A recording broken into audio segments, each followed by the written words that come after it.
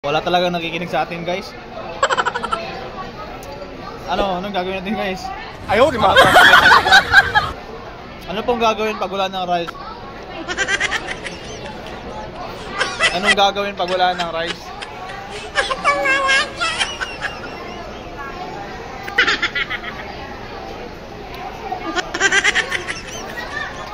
Rice, please!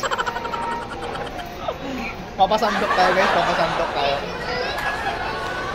Ipupunta natin sa kanila to.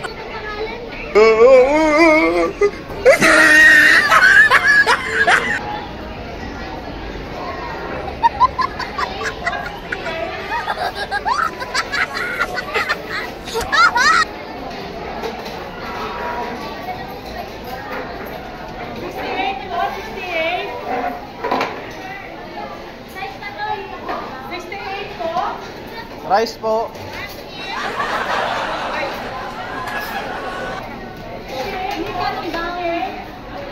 Dalawin muna, tapos pakipuntahan na lang sa kasama ko. Hello. Yan guys, oh.